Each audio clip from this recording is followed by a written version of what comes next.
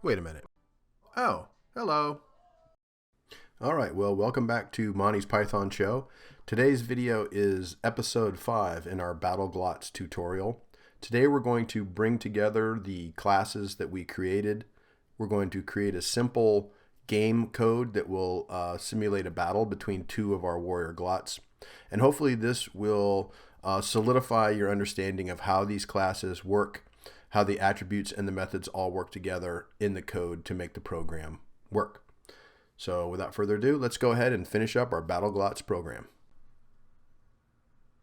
Okay, for our fifth and final episode of our BattleGlots tutorial on object-oriented programming, we're going to create our final battle code, which will manage a battle between two of our glots.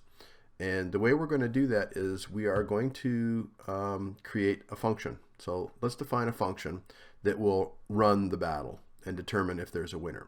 So I'm going to def battle, and the battle is going to be between two sort of generic objects. We'll just refer to them as Glot1 and Glot2. Okay, so I've defined my function, and the first thing we need to do in our battle function is we need to check to make sure that both of the Glot objects that have been passed as arguments have positive health. Otherwise, you can't have a battle if one of them is already dead. So we're only going to run the code inside this function if Glot1 health is greater than 0 and Glot2 health is greater than 0. Okay, so we're only going to run this if that condition is true.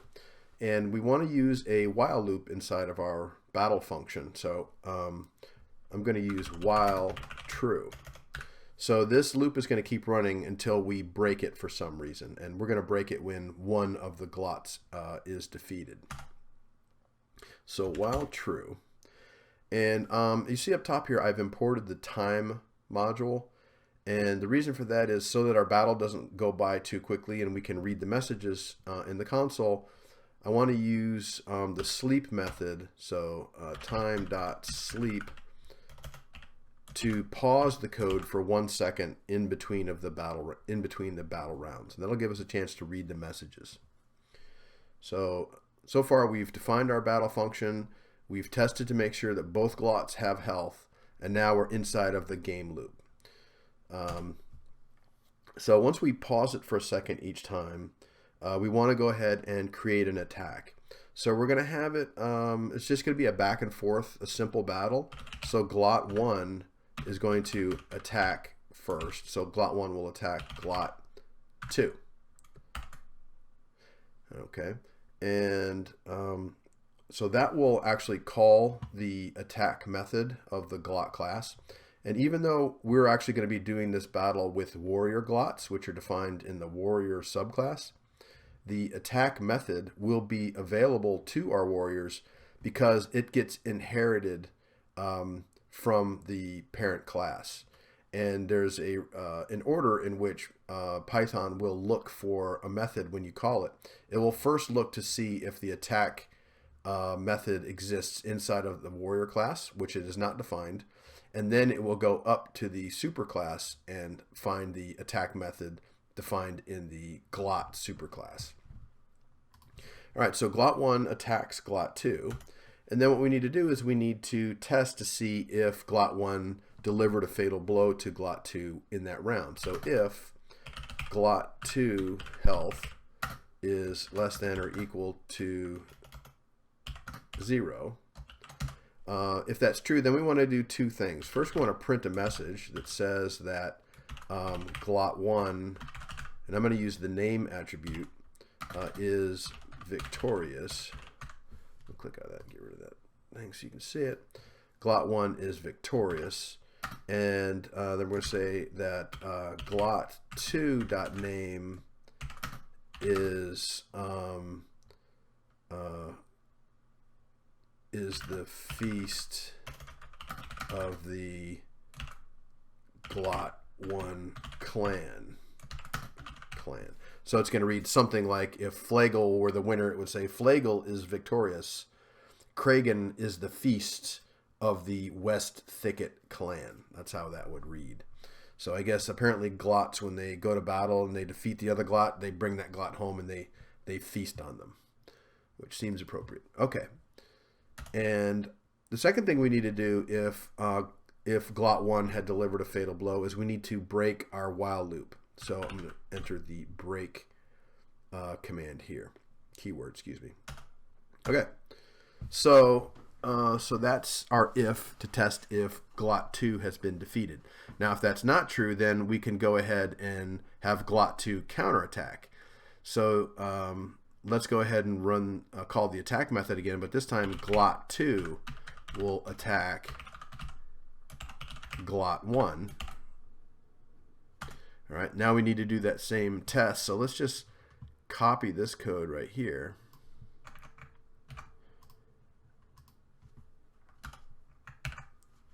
And we just need to change this to Glot 1 and then reverse these. So this would be Glot 2 is victorious and Glot 1 is the feast of the Glot 2 clan.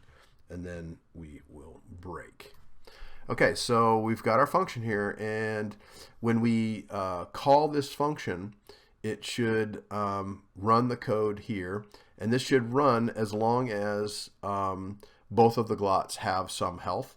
And as soon as one of the Glots is defeated, it should print a message saying that the victorious, printing out which of the Glots is victorious. All right, so let's go down here in our code. And all we need to do now is go ahead and call this function, so battle, and we're going to pit W1 against W2. So this is a battle between Flagle and Kragen, who are W1 and W2 respectively. And let's go ahead and run and see if this works. Okay, so there's a battle going.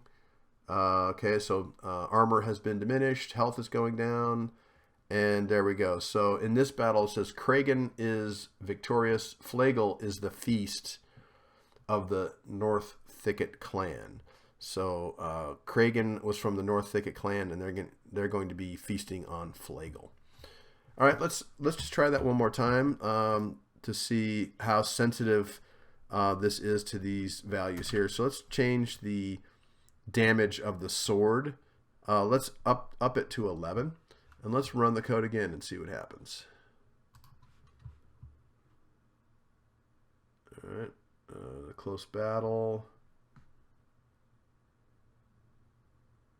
Okay, so that time Flagle was victorious, and Kragen is the feast of the West Thicket clan.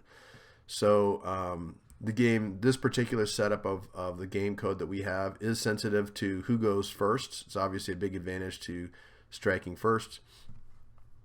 So you can see that changing the damage of the sword versus the mace was enough to make a difference in that battle.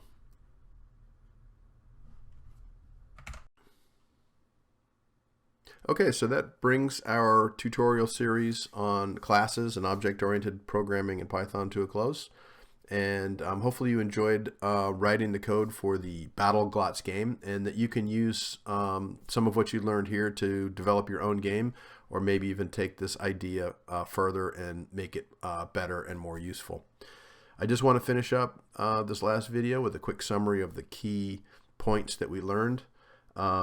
And hopefully some of these vocabulary terms that you've heard around programming now make a lot more sense, and you know how to apply them when it comes to creating classes. So here's our final code, and you can see that we created 3 different classes as part of this program: the Glot class, the warrior class, and the weapon class. And the Glot class was a superclass or a parent class, and we also created a subclass or a child class that was a subclass to Glot, which was the warrior class. We created class attributes, which are variables that are specific, that are general to the class. They're true of every object in a class. And we also created some instance attributes, which are specific and unique to each instance of the class or each object. We showed you how to use the constructor method in your class definitions, which is a special method called dunder init and that is a method that initializes your class. And we also saw how to create a regular method. So we created the attack method within our Glot class. And we talked about how the warrior class also inherits the attack method, even though it's not defined within the warrior class, because the warrior class is a subclass of Glot, and therefore it inherits that method.